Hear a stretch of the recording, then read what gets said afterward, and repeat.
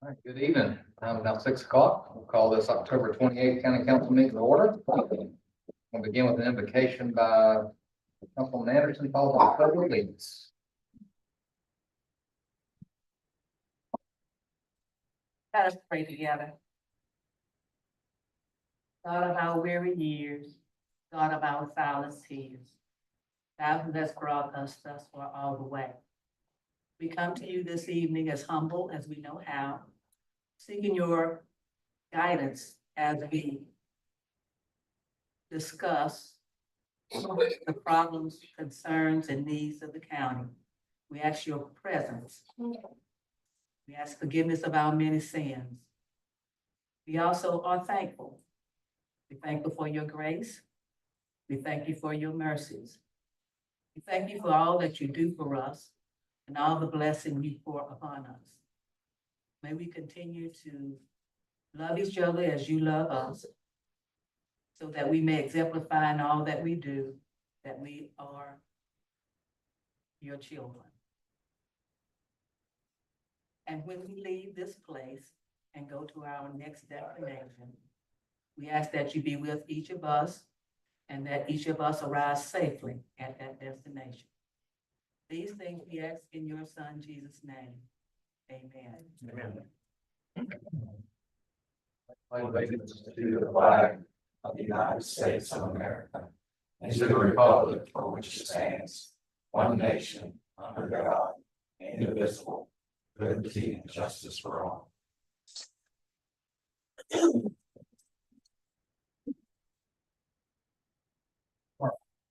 Well, first, we have approval of the agenda. Or ask for a motion, we get some more addition.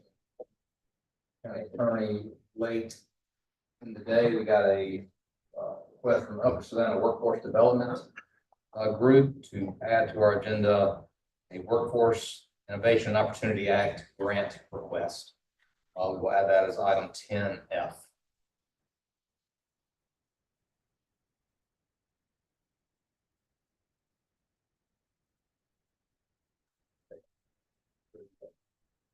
Approve the amended agenda to include a workforce grant.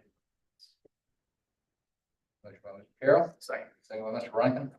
Are there any other additions or deletions to the minutes?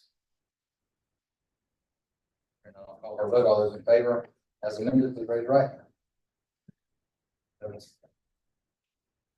All right. Up next, we have approval of the minutes. We have several on the agenda. We have subcommittee meeting from September 9th. Criminal Justice Public Safety Committee meeting September 23rd. Our emergency call meeting on September 27th, as well as a special call meeting on October 2nd. Mr. Chairman, I make a motion that we approve all the minutes from September 9th, September 23rd, September 27th, and October 2nd. Second. Motion by Mr. Rankin, second by Mr. Carroll. Are there any additions or deletions to the minutes? Vote. All those in favor, please raise your right hand. 17. You have a few special recognitions this evening. First, we have Disability Employment Awareness Month. I believe Ms. Glenn is in the audience. If you'd like to come up, say a few words. This is one I get excited about doing every year. The Lawrence County, thank you. Come on around. Lawrence County is blessed to have multiple employees from y'all's group that work with us. Come on up here. We don't fight too hard. I'll be honest, I've lost count at this point as to how many we do have with us. We are blessed. They're some of the best employees we got. They're always happy to be at work. No matter what's going wrong, they're always smiling and they're always a breath of fresh air every time we get to engage with them. But I'll read this proclamation on behalf of the County of Lawrence, South Carolina. It is with deep pride that we, the Lawrence County Council, do hereby proclaim with extreme honor the month of October of 2024 as Disability Employment Awareness Month. Whereas Lawrence County residents with disabilities have the same aspirations to competitively work and contribute to their communities as everyone else. And whereas the business and community leaders have called for a diverse and capable workforce, further advance the economy of Lawrence County, and whereas the support and cooperation of all people are needed to reduce the attitudinal and physical barriers that hinder full acceptance of people with disabilities in their rightful place in employment. And whereas the employment first, that employment in the general workforce is the first and preferred outcome in the provision of publicly funded services for all working age citizens with disabilities, regardless of level of disability, is implemented in all areas of service provision and delivery for people with disabilities. And whereas the National Disability Employment Awareness Month recognizes that individuals with disabilities are capable, contributing members of society worthy of full access and inclusion in Lawrence County's workforce. Be it resolved and proclaimed on this 20th day of October, 2024, the month of October, as Disability Employment Awareness Month. Yes, thank you so much. Would you like to say anything? We just always appreciate the opportunity to say thank you to Lawrence County, to the administration, as well as to our county members for the support. In the past 5 years, we've gone from employing 4 people to 34 people. Awesome. So very excited about that and continue to push forward for employment first. Thank you so much. We're blessed with that. Thank you.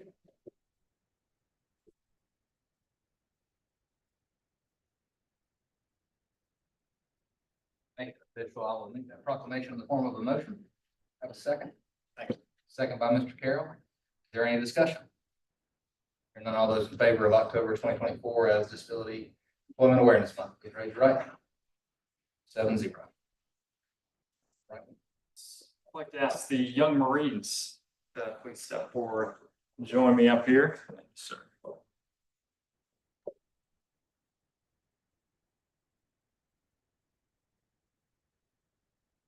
Awesome. So this is Red Ribbon Week, and us as the County Council, it is with deep pride that we, the Lawrence County Council, do hereby proclaim with extreme honor the week of October 23rd through the 31st of 2024, Red Ribbon Week.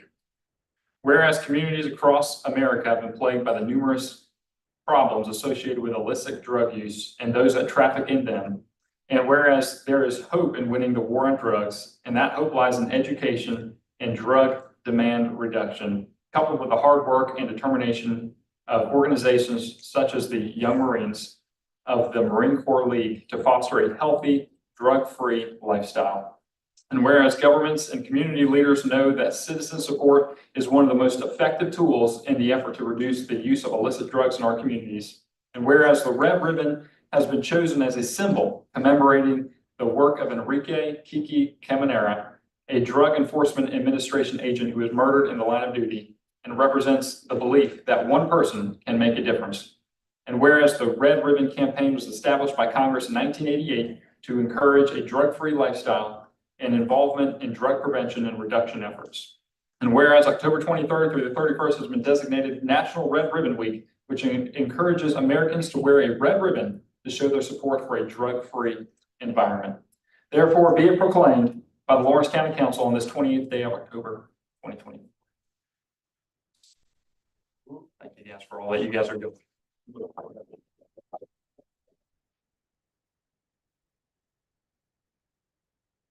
Chairman, I'd like to make that in the form of a motion that we approve that resolution. Second, motion by Mr. Rankin, second by Ms. Anderson. Is there any discussion? All those in favor of approving this week as Red Ribbon Week, please raise your right hand. 7-0. All right, up next, we have Reports to Council, Mr. Higgs.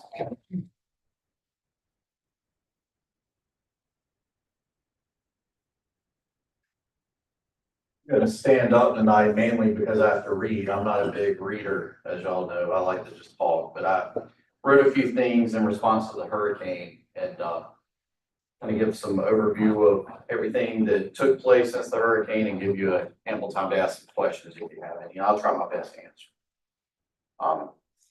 First and foremost, thank you for allocating some time for me to speak concerning the hurricane.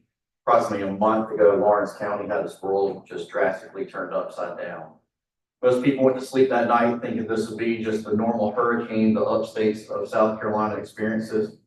Maybe a significant amount of rain with a few wind gusts here and there. The reality we woke up to the next morning was far from that. We experienced winds typically associated with about a Category 2 hurricane in those conditions. Those winds accompanied by the oversaturation of the ground caused significant downed trees. And then we realized a lot of cascading effects from those downed trees in those weather conditions. Cell phone service went out. Even our first responder prioritized cell phone service went out. Our 800 radio system experienced some problems along with intermittent 911 service. Roads, as pretty much everybody knows, became completely impassable in a lot of cases and not safe for travel. And most importantly, power was out. But in the worst imaginable case, we did lose some human life. The storm was a punch to the stomach for our community, but we got back up. Our neighbors started helping neighbors, and our county employees, who I must add were also victims of this storm, went to work immediately. Our first responders handled many life-saving safety calls while the storm was ongoing and well into the aftermath of the storm. Our County Roads and Bridges Department, our Parks and Rec Department, jointly cleared about, I'm gonna say approximately 400 roads within the county. Our deputies even carried chainsaws in their cars to help clear roads in between the normal calls for service that they experienced. Other county employees went into damage assessment mode to land us on a FEMA declaration that we were originally excluded from. So we were already behind the ball and had to catch up. To date, as of today, we have approximately 593 homes that were affected by the storm. 43 of those homes were completely destroyed. And we may find more as this continues to go on. Out of those 593, we have approximately 200 of those suffering major damage from the hurricane that happened. The National Guard stepped into action and set up pods, point of distribution sites to hand out food and water, and county employees then caveated onto that request, shuttling food and water to residents who were unable to access the pods, whether it be because of downed trees or unable to get that transportation. And quite frankly, I can keep going on with response information and facts, but we'd probably be here all night. One thing I can say to this response, again, is just a perfect example of neighbor and the absolute best of humanity.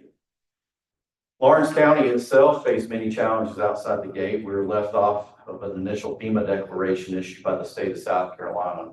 Subsequently, we were left off the initial SNAP benefit list as well. While our administration found this to be completely unacceptable, we were immediately supported by many outside elected officials. And I must take a moment to recognize them. Those are outside this room, and more importantly, their hard work. Senator Danny Burton was boots on the ground within hours of the storm. If he wasn't inside our office, one of his staffers were there pretty much 24/7, who I personally put to work helping us deliver food and supplies and everything. So Representative Doug Gillum was also in contact with me pretty much during the storm and through the duration. He found himself without a lot of services, just like everybody else, but we maintain constant communication. But to continue, Congressman Jeff Duncan, our U.S. Congressman, was very integral into the response. He and I maintained regular communications as well, even minutes right up to him meeting with the president, the FEMA secretary. So he could advocate on behalf of Lawrence County as well as the rest of his district. And so while the bureaucracy of many of those agencies failed us here in Lawrence County, our elected officials just genuinely advocated for their constituency during the time of an emergency. And it goes without saying, many of you sitting here in front of us, as well as some of our incoming county council members, were there every step of the way. One of the most symbolic acts of leadership is the span of control within the incident management structure. FEMA has an incident management structure, and one of those things is the span of that incident command and who has that incident command. Lawrence County Council immediately passed an emergency ordinance, even considering our council form of government. They handed off that span of control over to your administration and staff. That allows staff to quickly and decisively move into action in the rescue and recovery efforts the county faced. With that being said, Council, I'm asking Council to consider another 60-day extension to that emergency ordinance so the staff can continue working on the recovery portion, as well as the response in an expedited manner. Director Letta and Deputy Director Bagwell continue to work around the clock with administration in our response to the storm.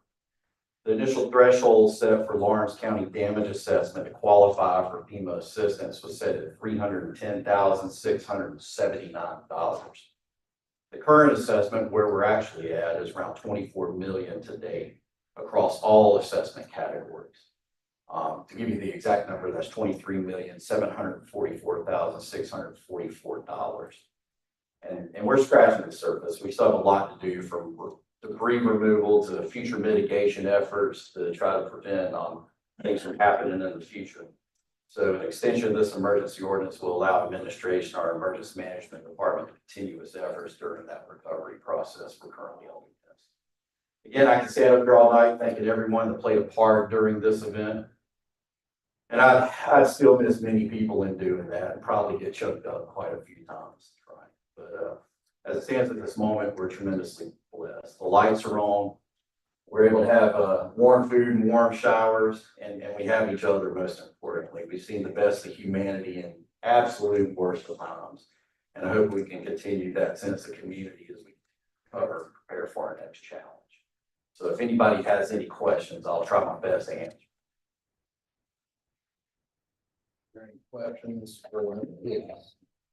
I'll ask about the 60-day recovery. Yes, ma'am. And you want a resolution to that effect? Yes, ma'am. A continuance of the emergency. Okay, and what, do you remember the date? I don't think that date. It's set to expire this evening at 10 o'clock. Correct. Oh, it's expires, okay, all right. And I would ask the council to consider a termination clause in that, which we can work on, that would allow us to terminate if we don't need it anymore, but just procurement, the expeditious way that we have to negotiate these contracts and our recovery efforts, it prevents us from having to wait on a 30-day cycle to keep coming to council. And I'm trying to assimilate all of this, you know that. So, and what? The 24 million was what? So we have to meet a certain threshold, Uh-huh. as well as the state of South Carolina under that emergency declaration, to realize that public assistance piece. Our initial threshold, I believe, was the number I quoted, it was right around $310,000. When in actuality, what we've experienced was right at 24 million. So we far surpassed that threshold. Do you know, the number that been seen over at the library probably to receive, to sign up for FEMA?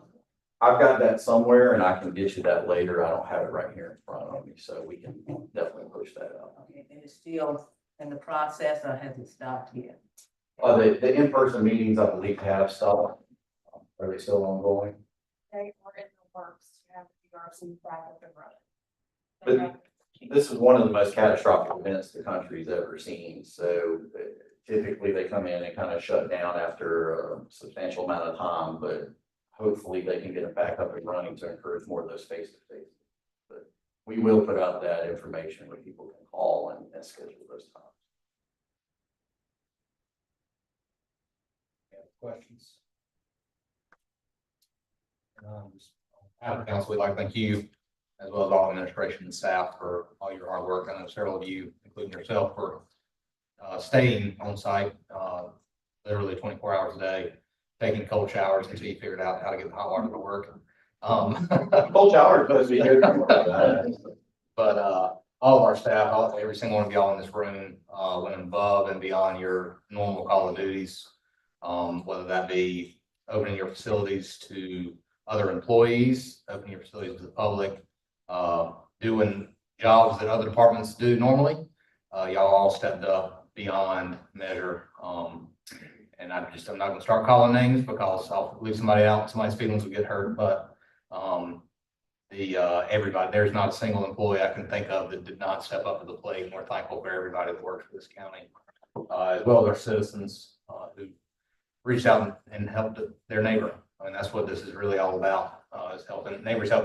It couldn't have happened in the time manner that it did had that not transpired. And I'll say also thank you to my fellow council members, every single one of you I saw at some point and multiple points throughout the first couple of weeks, helping, whether that be preparing food, whether that be delivering meals. If you live on Highway 92 in Greyhound, you can thank Jeff for cutting the way out of there. We all, every single one of you was involved. Every single one of us gave back, and I thank you for taking time out of your personal lives to do that. It is something that There were other things you could have been doing, other family members you could have been helping, but you chose to help your constituents. I appreciate that. Mr. Chairman, can we give him a standing ovation? Absolutely.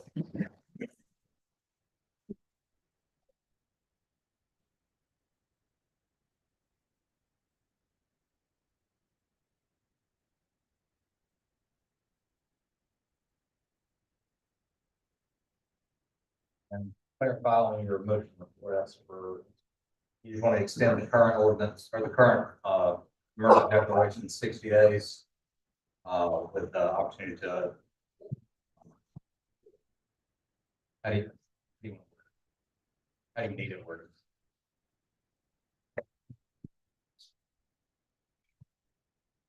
Yeah, we'll just say the 60-day extension on the term, when it be terminated as needed by road. Okay. I make a motion to extend the current emergency declaration for Lawrence County for Hurricane Helene an additional 60 days from today. Ending at 6 p.m. on 60th day. Second by Mr. Carroll. Is there any discussion? I want to call for a vote. All those in favor, please raise your right hand. 7-0. Mr. Carroll, also believe you had a report from your committee. Yes, sir. Thank you, Mr. Chairman. This afternoon, before this council meeting, we had a meeting of the Committee on Health and Emergency Services, specific to discuss EMS coverage in District 7 of our county. District 7, just to give you some background, the Joanna area of our county had a resource, a QRV resource, a paramedic, prior to, I can't give you that exact date, but prior to issues we had in Clinton with some fire department locations and our inability to house certain units. So we reallocated resources to different locations so that we could continue to provide EMS response to the county as needed. When we did that, we had also at the same time some staffing issues that prevented us from staffing that QRV resource that was there in Joanna before. And so since that time, there has been no ALS resource in that community. They get EMS for service when they need it, but it's a little further out. It's not located in their community proper. So we had EMS leadership here during our meeting to discuss some current options for addressing that issue. And while we did not take an actual vote in our committee, I want to give a little background on what we discussed and what I would like to make a motion to do. So in our current budget, we have FTEs currently budgeted that could staff a QRV in the Joanna area. We have an existing facility that we used prior to do that response from, and we have an existing capital procurement of a QRV that should deliver in 30 to 60 days. So we have the pieces necessary to put that QRV response, it's an advanced level paramedic response in that community within our current existing budget with no increases. And it would just require us to obtain that capital that's already been ordered and to hire employees in those F3 FTEs that are already budgeted.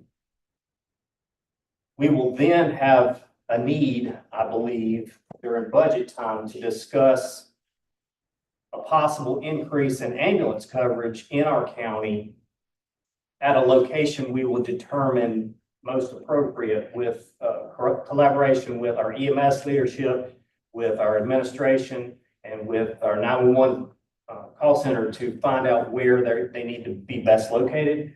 But right now, what I would ask is that I make a motion that we allow the county administrator and the EMS director to complete the hiring of 3 paramedics to staff a QRV in the Joanna area when we receive that QRV capital and they're able to do the hiring. Second. I have a motion by Mr. Carroll and a second by Mr. Pearl. open the floor for discussion. Discussion, 4 questions for Carolyn. I do want to confirm, and I believe you already have, Mr. Carroll, the Cross Hill area does have a URV in their district, right? A second. Yes, sir. During our discussion, I did ask our EMS director, what was the status of the Cross Hill and advanced level provision, and they do have a QRV in Cross Hill. And then there will be a QRV in Joanna. And then what we would have is an opportunity to have an ambulance somewhere geographically, strategically placed to be able to cover both of those areas.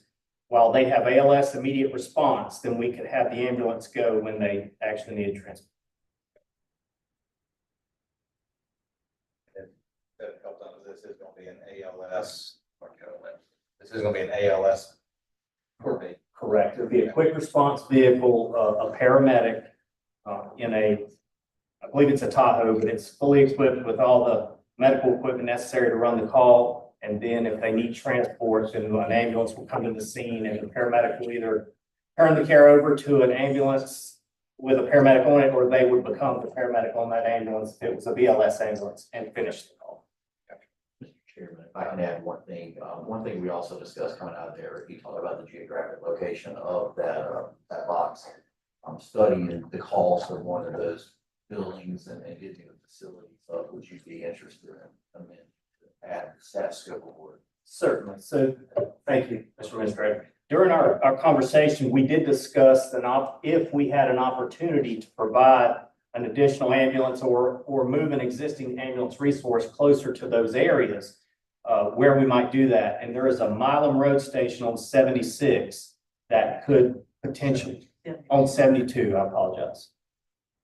Let me misspeak. On 72, that would need some upfitting to be able to have the staff live there, to be there 24 hours a day. And sometimes those upfits are reasonable and quick and able to be done. And sometimes we find that fire code prevents you from being able to do certain things without an extensive upfit and an expense that might even exceed what it would cost to build a new building. So I would like within this to allow the county administrator to research the feasibility of updating that Milam Road station to be able to house a 24/7 EMS response.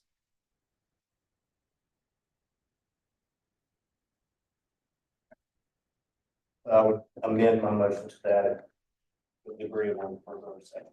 Second. And Mr. Trevor, you mean with that? Absolutely.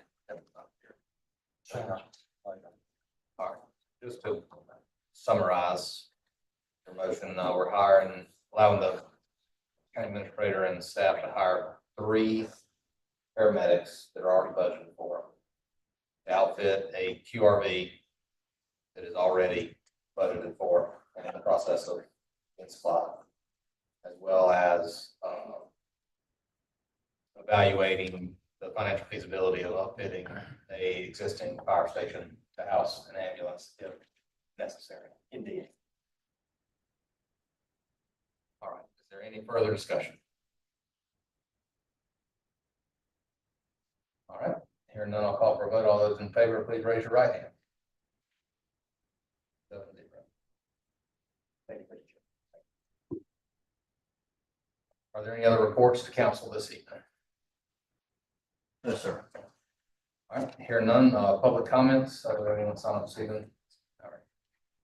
All right, now we'll move into old business. Up first, are there any council submissions for boards, committees, or commissions?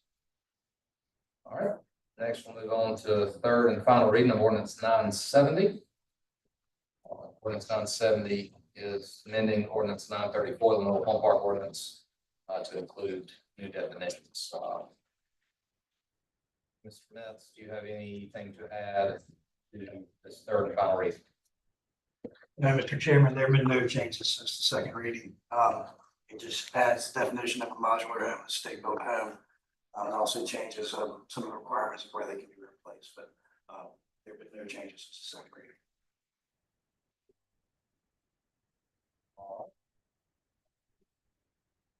Recommended County Attorney, do I have a motion for third and final reading Ordinance 970, amending 934 mobile home park ordinance. Motion to approve ordinance 970, amending 934 mobile home ordinance. Motion by Mr. Carroll. Second by Ms. Clark. Is there any further discussion? I'll just thank, Mr. Mitch, you and your team and staff that worked on this to get us in the right place. I know the original passing of 934, left some unintended consequences on subdivisions and mobile homes. So thank y'all for clearing that up in this revision. And thank you, building and code staff that are here for all your hard work that y'all do every day. Hopefully this will make your job easier. I hope. There's no further discussion. I'll call for a vote on third and final reading of ordinance 970. All those in favor, please raise your right hand. 7-0. All right. Up next is third and final reading on ordinance 971, which is the selling of a property to project called Act 3. I'll call on the county attorney.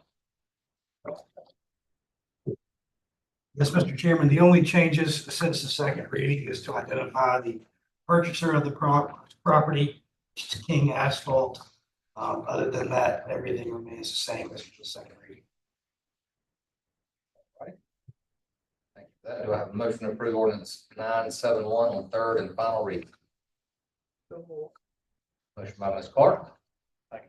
Second by Mr. Carroll. Is there any discussion? Yes, ma'am.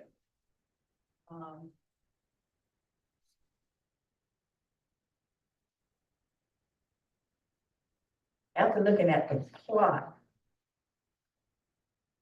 that the company wants to we want to build their property on, I understand it's gonna be behind the, railroad easement beside Sterling. I think I voted against this before only because I looked at that plot kind of wrong. And I have questions about the facility. I know it's an asphalt facility because I've asked some questions from economic development people. But it's liquid asphalt. I really don't know too much about liquid asphalt, other than I know there's some chemicals there. And I wanted to make sure because there's a residential area behind that. And I know they would not be right there on the front. They're gonna have to be behind that rail. And they don't have any kind of building outline as to how that building's gonna look, where it's gonna sit, or anything. And so I have a lot of questions in my mind about that, specifically because of the environment. And not knowing what we're gonna put those individuals in place of. So I'll be voting against this because I really don't have enough information. I realize that there's a plan in Liberty, or this company comes out of Liberty, but the home base is in Alabama. And my computer been acting up ever since the storm, and I hadn't been able to pull up some of the sites. So I realize that we're not offering any kilo or anything like that, and I know they're paying for the property right out, but I just have some problems with people living in that area and not having enough information regarding that company as to how those individuals will be affected. All right. Thank you, Ms. Anderson.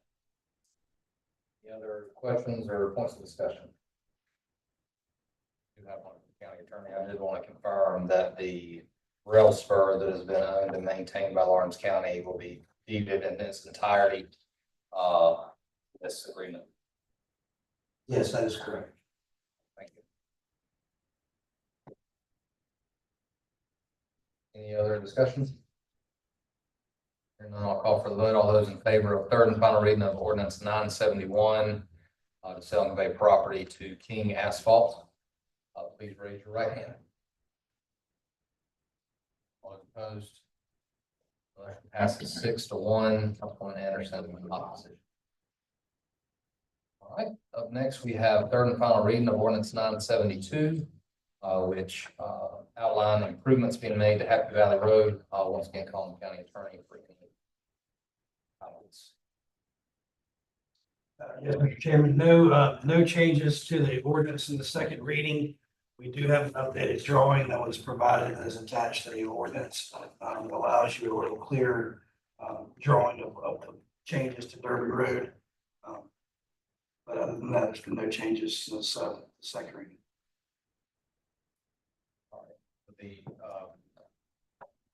You've heard the comment from the county attorney. Do I have a motion to approve third and final reading of ordinance 972 to do improvements to the Happy Valley Road? Approve 972. Motion by Mr. Carroll. Second by Mr. Yamas. Now open the floor for discussion. Any discussion or questions on council? I'm going to ask, no or not, the part of the road that will be closed, that'll be deeded 50-50, Jones family and back to the county. We split that down the middle. I don't have the answer. I'll have to get back to you on that one. If not, it would just remain a county right of way until we chose to do otherwise. Yes, Mr. Chairman. Okay. Is there any further discussion? All right, here now I'll call for a vote on third and final reading of ordinance 972 to approve Happy Valley Road. All those in favor, please raise your right hand. Motion passes 7-0. All right, moving on into new business. First, we have first reading, ordinance 976, fireworks ordinance.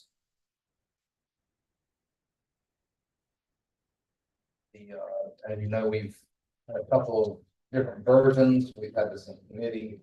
I believe a couple of council members had asked the county attorney to prepare a new version to be resubmitted to council today. So I'll first open the floor for motion to approve it, and then we'll move on to discussion.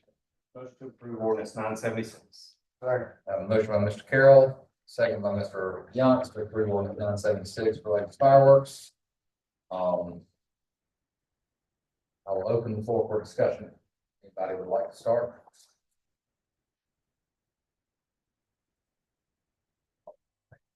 I read it over. This one is much shorter and to the point. I believe there were a lot of concerns from different council members, including myself, over different portions of the larger ordinance that was previously presented. This one pretty much discusses livestock. There's two pieces to this, as y'all see. There's part A and part B. Part A discusses a fireworks prohibited zone, which is, and there is attached in the amendments, where someone can register with the sheriff's office and deem their property a fireworks prohibited zone. And it goes into detail over that process. As then part B establishes that within 1,200 feet of livestock housing facility or a fenced area designed to confine livestock, a person seeks to use fireworks, they must get permission from the owner or the entity 72 hours prior to their desire to shoot those fireworks. That is the gist of it. And you can read through this in entirety. There are things that it exempts, emergency flares, railroads, buses, so on and so forth. Sparklers, not considered fireworks. You can read through it just to kind of get the gist. We also have penalties. First offense is $500, second $750, third offense is $1,000. My only concern, and I'll make it here in a second, where it does say part B, says or a fenced area designed to confine livestock.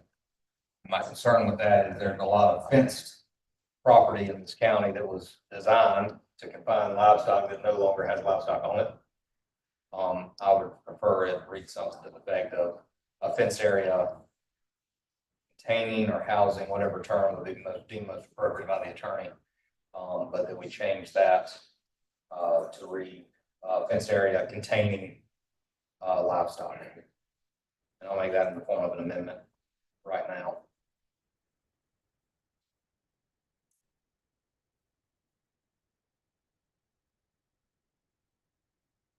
I'll second. So we have an amendment, instead of reading designed to confine livestock, to read, we will verify the verbiage on the second reading with the attorneys, a fenced area containing, actively containing livestock. Is there any discussion on the amendment? Here none, we'll call for a vote on the amendment to change designed to confine livestock to actively containing livestock. All those in favor, please raise your right hand. Motion passes 7-0. All right, so now we're back to the motion on the full ordinance, first reading. Is there any discussion, questions? Any of the above? Mr. Chairman,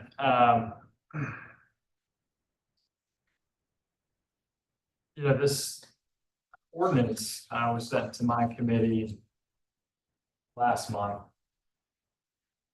And obviously it has changed, and I do like the fact that it is different in those more specifics, especially when referring to livestock. The distance also has shifted slightly from 1,500 feet to 1,200 feet. My concern, and I know I expressed this in committee, I expressed this at the last meeting. Lawrence County is largely an agricultural county, and me specifically, even just where I live, and I'm more on the suburb side of the county. I would personally have to request permission from at least 5 people with the 1,200-foot radius, just to shoot off fireworks, which could easily be done safely.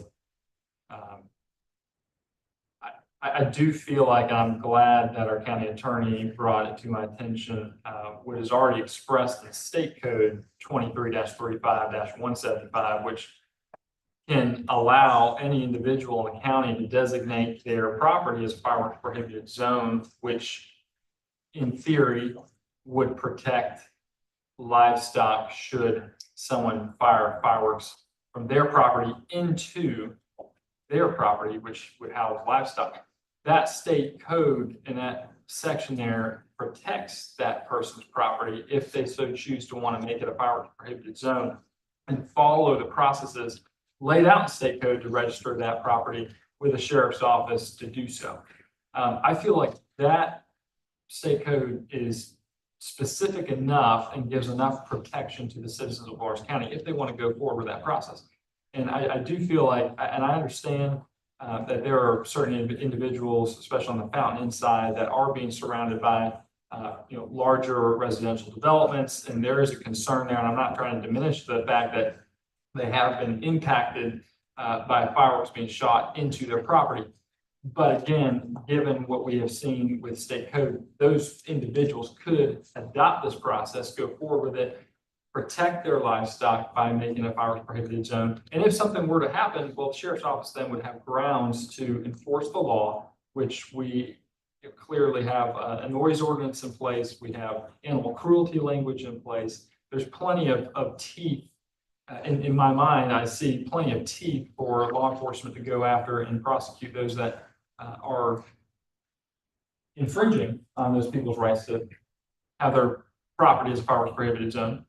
And so my concern with this ordinance is we are exposing ourselves as a county to really, in my mind, it can be perceived that we are trying to eradicate fireworks altogether. Because let's just be honest, almost every single person in this room has somebody within a quarter-mile radius that has some sort of goat or horse or a cow. I mean, there's very few people, unless you're in the city limits, which of course they have their own ordinances, they're not going to be as impacted. But the larger rural area of Lawrence County is going to be drastically impacted by this. And I fear we are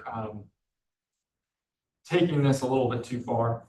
And I would caution council to reconsider what we're doing here. Obviously, I know there's 3 readings, but with the ordinance in its current state, and of course, given what I've already expressed is what is outlined in state code, I feel like there's more than sufficient there's more sufficient, reasons for us to be able to address the situation that's before us, with state code first. Let's see how that works. And then maybe we can come back and reevaluate this in 6 months or to a year, but, in its current state, I cannot vote in favor of it tonight. Thank you, Mr. Rankin. Is there any other discussion, questions, comments? I'll just add on, and then I do thank you, Luke, for having that committee before, and I think some of this came out of that committee or thereafter to get to this point. I do similarly share your concerns. I would argue that Mr. Carroll's district is the most agricultural with pine trees, but I would argue mine is probably the most agricultural with livestock and animals. So I do share the concern. Changing it to the actively containing is a step in the right direction. I'll be abstaining this evening because I want to get 2 pieces of information. One is a little more information from my constituents, because the way it was worded before we changed it tonight, I would have voted strongly against it. And then also, I know he spoke to your committee, I was not there personally, but I'd like the sheriff to reappear to full council to discuss the applicability of item B, you can also speak item A if he desires. But I still am concerned with I did not see him here this evening. Okay. Nor did I want to put him on the spot, but I would ask that you please reach out to the sheriff for the next council meeting, if he could appear to speak on this specifically. After I hear from the sheriff's ability to enforce this, I'll be better prepared to make a decision moving forward, but I do have concerns on stressing our resources. They're already quite active on holidays, and I'd hate for this ordinance to cause a distraction to his deputies. And once again, we talked about unintended consequences earlier with the home ordinance. I'd hate for this to be another one of those for the sheriff's department. Those are my comments. There's no further discussion. Call for a vote on ordinance 976 for first reading, fireworks ordinance. All those in favor, please raise your right hand. All those opposed, abstentions. Motion passes 4-1 to 2. Councilmember Rankin in opposition, Councilman Patterson and Councilman Clark in abstention. I have a second reading on that at the appropriate time. Please once again confirm with the sheriff his ability to attend for that. All right, up next, we have approval for a assistance to firefighters grant for some equipment. I'll call on Director Lennon. Thank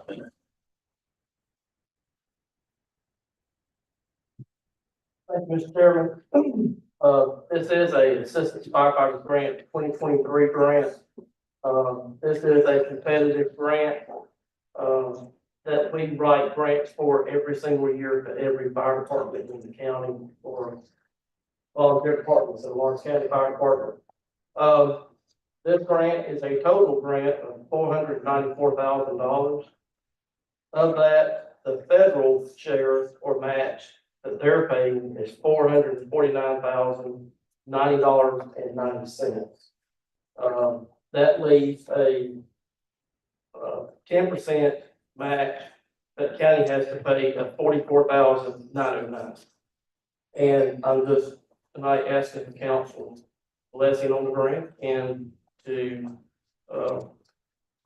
approve the $44,909 match so that we can get these air packs ordered for the fire department. And this will be a total of 52 new air packs. All right, thank you, Greg, and thank you for, I know you were constantly applying for grants, not only for our full-time folks, but for our volunteer departments. This is a big one. I don't know if it's the biggest one you've ever gotten, but it's got to be up there. And we thank you for getting it. Just make sure we're clear, you're seeking resolution to one, approve the grant and to expend the funds out of your fund balance to match it. Correct. And that's fund 128. That'd be Fund 123. Okay.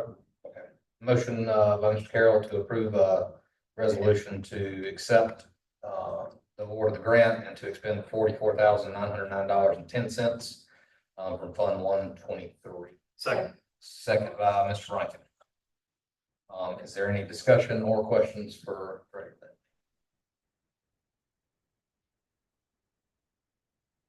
Hearing none, we'll call for a vote. All those in favor of approving the resolution, please raise your right hand. 7-0. Thank you. Thank you. All right. Finley here tonight. I'll call on you to come up with this next one. We have a resolution, resolution 2024-36, asking for a FELO extension for Cerantec. And if you could elaborate on that for us. Yes, thank you, Mr. Chairman and Council. Cerantec is investing $5 million, and they are requesting to extend their investment window on their current FELO fee in lieu of tax agreement for 5 years, and also to extend their special source revenue credit by 2 years. Are there any questions for Ms. Finley? And I'll call for a motion to approve resolution 2024-36. Mr. Chairman, I move for approval of resolution 2024-36.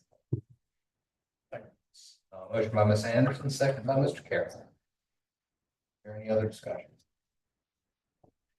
Always, I greatly appreciate all y'all's hard work at LCPC, and it's great and exciting to see when our local industries are continuing to expand in our county, as well as the new ones that are coming out. So thank you for all the hard work. There's no further discussion. I'll call for a vote for resolution 2024-36, extending the Cerantec. All those in favor, please raise your right hand. 7-0. All right, up next, I'm gonna call on the county administrator. We have two resolutions on the table, 2024-35 and 2024-39. Those are amending previous resolution in relation to the ARPA Stormwater Infrastructure Program. Thank you, Mr. Chairman. A while back, we were awarded a grant by the South Carolina Office of Resiliency to do some stormwater mitigation. With the North Lawrence County Culverts Project, as well as the Wattsville Community Stormwater Project, due to the amount of work involved and everything else, SCORE reached out to us with an actual increase in those grant award amounts. With the Wattsville Community Stormwater Project, we saw an increase of about $644,000. And the Northern Culverts, we saw, I'm going to say right around $157,000 increase. So this line item on the agenda will allow us to then execute those agreements, accepting those additional funds.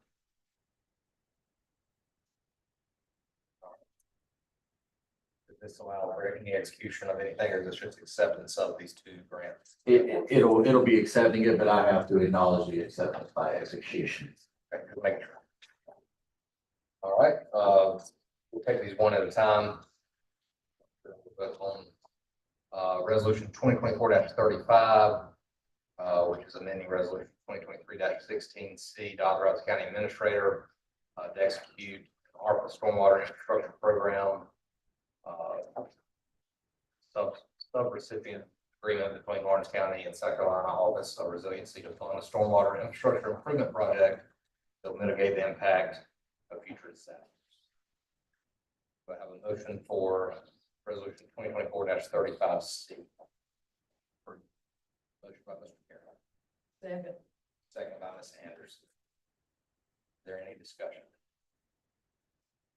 Just for clarification, this grant is $1,576,005.50. Any overruns are to be paid by the Office of Resiliency. There's no cap. County, I think, is not by them. sorry. We have a local cost share on both. They are outlined in the agreement, but it wouldn't change. Okay. All right. Is there any questions or discussion on 2024-35?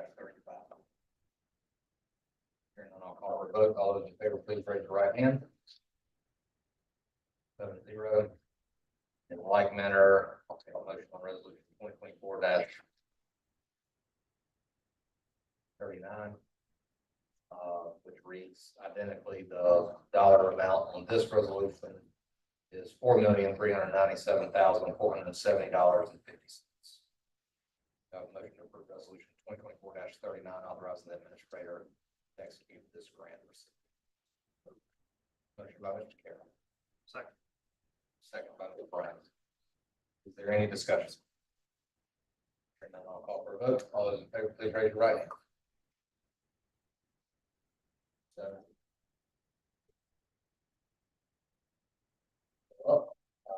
This RFP for professional services for disaster recovery.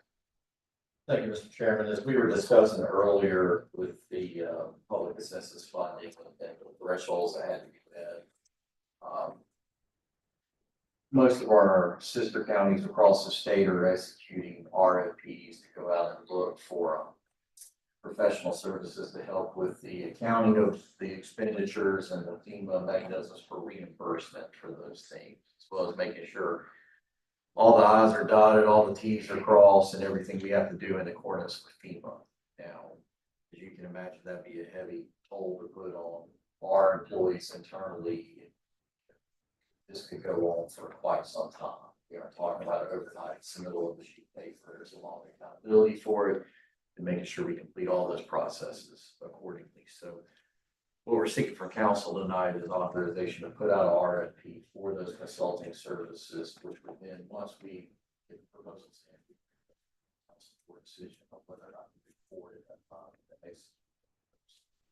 But and just following the steps of other counties across the state that have been successful, especially down the low country, this is pretty much standard practice for them, because they get to do it every year. We just want to make sure we follow and do because this is new on us here. Of course, the different facts and supporting actions. County administrator seeking a resolution to allow him to submit an RFP for professional services related to the disaster recovery public assistance. Motion by Mr. Carroll. Second by Ms. Clark. Is there any discussion or questions? For Mr. Higgs? Hearing none, I'll call for a vote. All those in favor of allowing the county administrator to submit an RFP for professional services related to disaster recovery, please raise your right hand. 7. Next, our added agenda items. All on the county attorney. Call the county attorney to elaborate for us on this request. Thank you, Mr. Chairman. On Friday, we received some documentation from the Upper Savannah Workforce Development Board. We are, just for illustrative purposes, we are a member of a consortium with 6 other sister counties: Abbeville, Edgeville, Greenwood, McCormick, Newberry, and Saluda.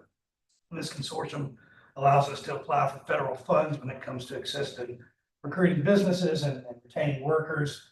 The funding is used for the South Carolina Work Center operations in our region. Every 2 years, they have to go through a recertification process, which requires us to execute a consortium agreement. So that is what this is doing, is just every 2 years, we have to execute agreement, recertifying that we want to continue to be a member of the consortium and receive those benefits. All right. You've heard from county attorney. I'll open the floor to entertain a motion to execute the agreement with the Workforce Innovation and Opportunity Act. Mr. Chairman, I move for approval of the workforce opportunity requested of us to sign with our sister counties. Second. We have a motion by Ms. Anderson, second by Mr. Carroll. there any discussion or questions? I know they have to put out in any kind of, work incident we have, and when we closing, or when we opening, they're there to reach out to make sure that, we can meet any needs that we need to meet, so I think they do a good job. Is there any fiscal impact to the county from this? No, not whatsoever.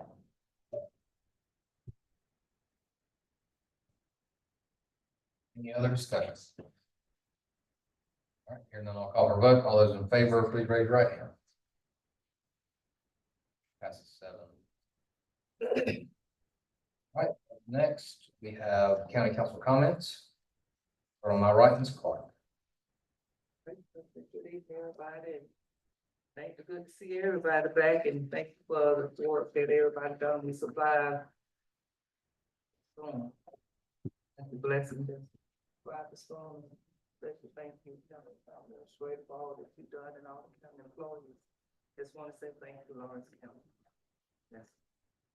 Thank you, Mr. Brown. Thank you, Mr. Chairman. Good evening, everybody. Just wanted to echo, honestly, Councilmember Clark's comments there. Lawrence County will never be the same, but I was real encouraged by community, and a lot of people, their first cry for help is many times to government.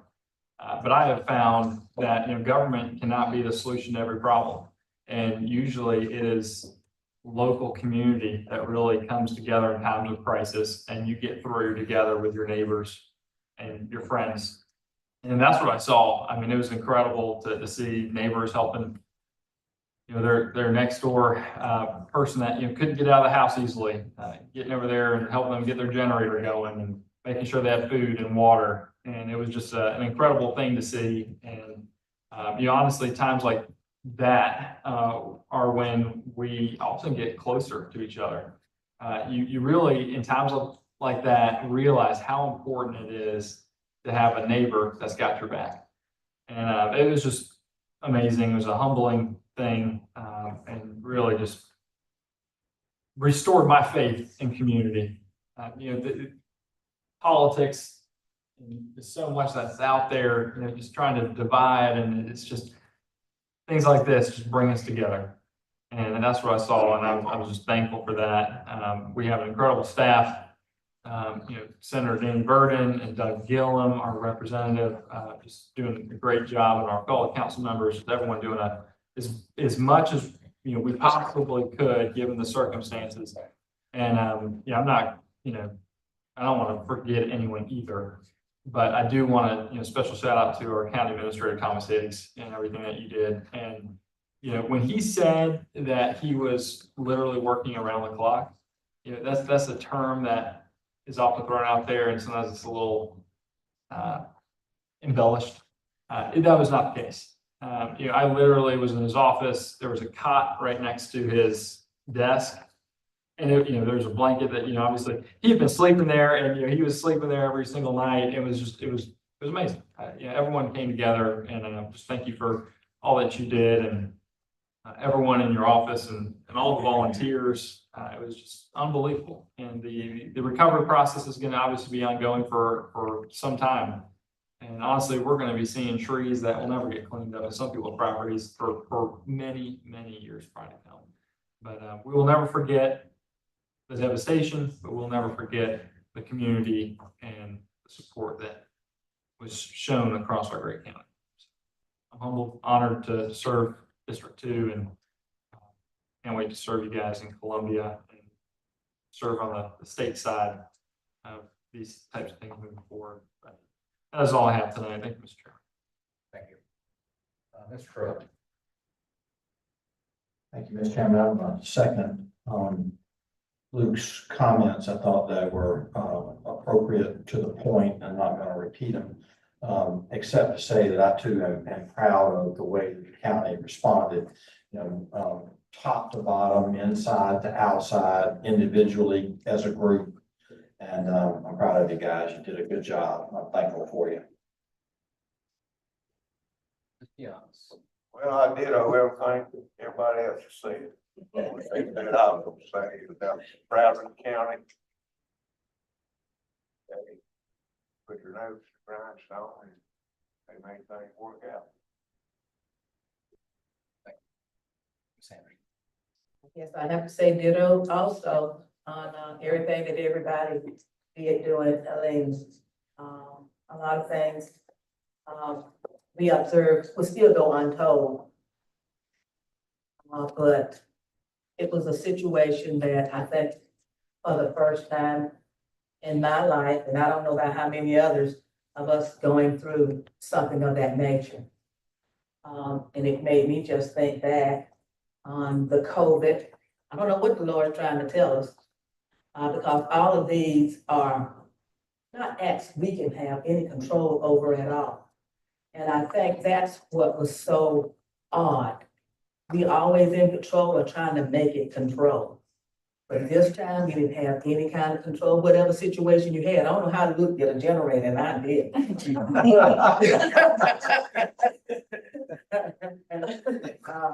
I suffered, but I don't think I suffered. I grew from, and I hope all of us was able to grow from what had happened to us. If you don't grow at all, something is wrong.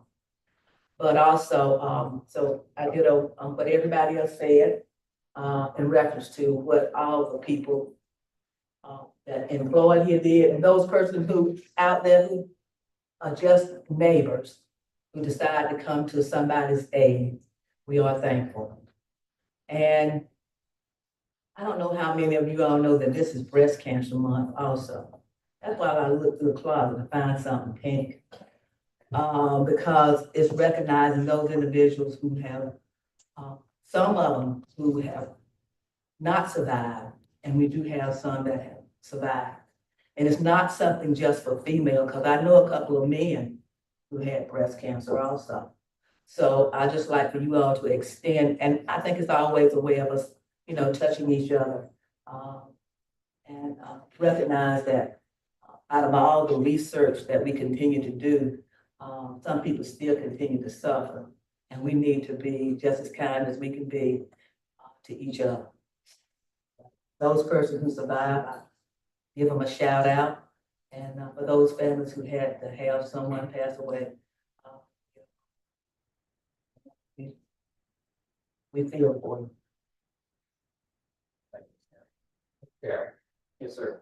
So it's funny, everything everybody says is true. Everything's true. Today is National First Responders Day, and about 30 days ago, everybody who didn't want to be a first responder had to be a first responder, right? And so then we didn't have anything, and you were back living in the 1800s with no power and things like that. And everybody was quick to go together, and it was amazing what neighbors did. And so I take that personally. And so when we have things come before this council, and I think about what should I be doing to protect my neighbor? And what relationships should I foster with my neighbor? I try to be sensitive to the things that we're going to vote on or do, that if it has a negative disparate impact on my neighbor, maybe that shouldn't necessarily always be my right to do certain things. There should be some thought in that. So I take that to heart, and I was proud of what happened in my area. I tried for 8 hours solid to get a quarter mile from my house, unsuccessfully. Ran chainsaws with the fire department, tried to get out. There was just some opportunities that were not gonna happen. Trees 6-8 foot around across roads, but I will say that regardless of what anybody has to say, the leadership for this county everybody, and the workers of this county absolutely took care of business, period. We created this resolution from a meeting to allow them to have powers. We just amped that up for another 60 days. I'm going back to my normal life. I have a hot shower now, and I can go to work, and I do this. So I've kind of forgotten, right? We're back to normal. It's still not normal. And every day that they're doing the things that they're doing, we don't have to worry about it. But don't take anybody that has criticism, unless you were part of being in the core group and you didn't like the way the decisions were made, from the outside, if you got criticism, that's a personal problem. Because the work that was done was amazing. Anything that got slipped or missed was a slip or a miss. It was an accident. It was not purposeful, and it wasn't because people weren't qualified. The dedication was amazing, not just everywhere that I touch and I work. So I was proud of that. I'll stand up for that. I'll defend that. And that extra 60 days we just did, that the ability for him to make decisions for our county to work is integral to making sure that as we go forward, that you can just go about your life like this is done. This is back in your rearview mirror. May not ever happen again, but people are still constantly working to make sure that you don't have to worry about it. So I thank you for that. Thank you. Well, the negative part of going last, everybody hits everything that I have written down. But I do want to hit on a couple of things. One, Ms. Anderson, thank you for bringing up breast cancer awareness. I got my pin on. So I wear it the whole month of October every year. And I echo, for those that have suffered and lost, our thoughts and prayers are always with you, and those that are currently suffering, and we don't wish that on anyone. Also, want to talk about something Ms. Anderson also brought up about suffering. Everybody in this room was affected by this storm and a negative impact, some less than others, some more than others. But that also includes our employees and our first responders.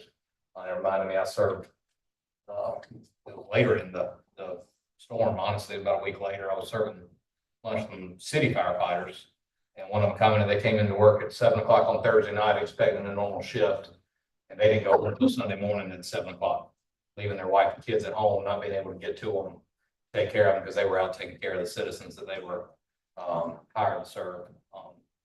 There's a million stories like that throughout this entire state and region.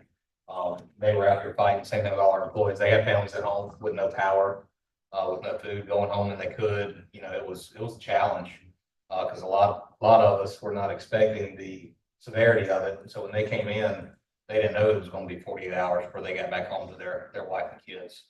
And I appreciate their dedication. Everybody recognizes Mr. Higgs. I'll also echo that, of course. And see you sitting there, Becky. Thank you. Becky is our interim emergency management director and did a phenomenal job. I know she didn't see this one coming either. And I'm about to recognize our new one. I bet you wish he came on about 2 weeks sooner than he did. But you performed amazingly and led this county through probably the greatest natural disaster that we will see in our lifetime. And it is not going unnoticed, and we are grateful for your leadership through that entire process.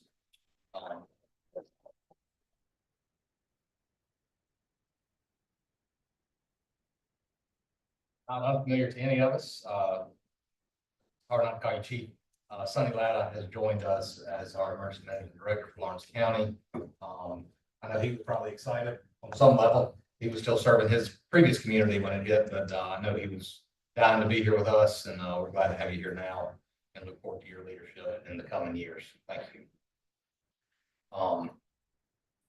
And then one group we have not recognized tonight, and I would like to recognize them, is our utility providers, water and power.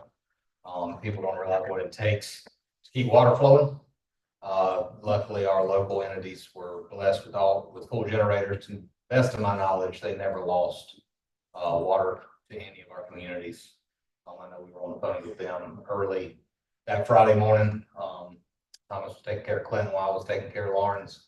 But we divided and conquered to make sure they had their things they needed to get everybody's power back on. While it took a while for some of us, they worked hard and they never stopped. And all the linemen and support from outside communities were grateful for that too, because without power, there's not much we can do either. So it was a community effort, and we are blessed for all that happened. And that's all I have. We do have one item on the agenda for executive session. Oh, I do have one more thing. To echo, I wrote it down, didn't say it. First responders. Today is National First Responders Day. Jeff, you're an active first responder. We thank you for your dedication in your personal job, as well as your volunteer service here on County Council and all our first responders. We thank you. I had the privilege with some other council members to attend the Hall of Heroes banquet last night that recognized first responders from all different categories. And it was, they recognized some older guys that some of the pioneers in our emergency service system here. It was good to hear those stories and learn more and more about how some of the services came to be here in Lawrence County. So I thank the Hall of Heroes for recognition. And then as a reminder, in 2 weeks from now, not only do we have a county council meeting, but it is Veterans Day. And we will be having the inaugural Veterans Day ceremony at our new Veterans Monument on West Main in front of the library. I'm sure as you've driven West Main have noticed that it is nearing completion. And I look forward to seeing the monuments unveiled and the flags raised behind those monuments. Go ahead and thank Andy Howard, who's also one of our great veterans, for helping plan that ceremony and line that up. It's a big deal. His team's also been heavily involved with the construction of that project, and we are all excited that it's going to be a masterpiece to showcase in Lawrence County. So if you can join us at 10 o'clock in 2 weeks on November 11th, we would love to have you there. So last but not least, our executive session, we have take a motion to enter into executive session to receive legal advice, subject to attorney-client privilege from the county attorney concerning a proposed settlement agreement for 3 lawsuits in which the county is named as a defendant, specifically civil action number 2023 CP 3000016, 00019, 00328, and 0007. Motion to move to executive session. Motion by Mr. Rankin. Second by Mr. Carroll. Is there any discussion? Here now, I'll call for a vote. All those in favor, please raise your right hand. 7-0. We will reconvene the executive session at 7:25.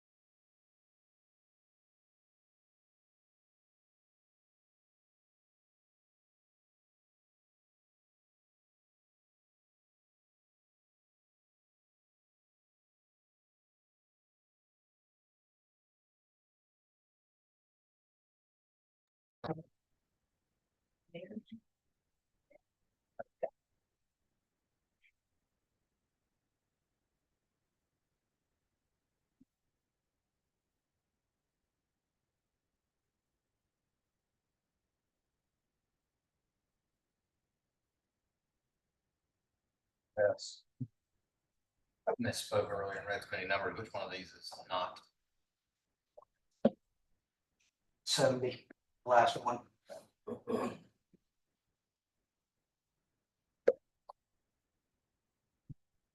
Now 7:44, we'll call this council meeting back into open session. I did misspeak going into executive session and read all 4 case files that we were only discussing 3. Council met in executive session for civil legal advice from the county attorney. Concerning proposed settlement agreement, 3 lawsuits, which the county is named, specifically case 2023 CP 3000016, CP 00019, and CP 00032. There were no actions taken in executive session, but I'll now open the floor for any comments or motions to be made. County. Thank you, Mr. Chairman. Just to briefly discuss, the county has been named as a defendant in 3 separate lawsuits, and we have a proposed settlement agreement that will resolve all 3 lawsuits. Without discussing the exact terms of the settlement, the resolution of case number 2023 CP 3016 would involve a consent order which rescinded the final order that was previously issued in this matter, and corrected some of what we allege were misstatements of law in that order. The resolution of case number 2023 CP 3019 will involve the establishment of a Lawrence County Citizen Task Force on Land Use and Zoning to be comprised of members of the county, citizens of the county. The 3rd lawsuit involves a resolution of case number 2023 CP 30328. For the resolution of that lawsuit, I see Mrs. Stewart is still here in the room. The county will thank Mrs. Stewart for her service to the county and the library board, and will appoint her to the Citizens Task Force Land Use and Zoning for her district. And any award of attorney's fees and costs will be handled by our insurance carrier, so the county is not being forced to pay any sums in that regard. Subject to court approval, court has to approve any settlement agreement amongst the parties. The subject to court approval, that would be the resolution of all 3 of the lawsuits. All right, and I do need a motion to authorize you to finalize that settlement with the court. Yes, I would ask for a motion that authorizes me to execute the memorandum of agreement and enter into any settlement documents required to settle out those cases. All right, you've heard the request from the county attorney to have the motion. I believe that we give the attorney the authority to act as a memorandum with the court system. I think I have it right, but I might not. Do we need to word that again, please? Yes, ma'am. I believe that motion should be to authorize the county attorney to execute a memorandum of agreement and any necessary paperwork to settle 3 lawsuits identified. Execute a memorandum to settle lawsuits. As stated. Motion by Ms. Anderson, second by Mr. Carroll. Is there any discussion? Here none, I'll call for a vote. All those in favor, please raise your right hand. Passes 7-0. Is there any other motions or business coming out of the executive session? Second. I have a motion to adjourn by Mr. Carroll, second by Mr. Rankin. All those in favor, please raise your right hand. Thank you. Everyone have a good evening. 7:48.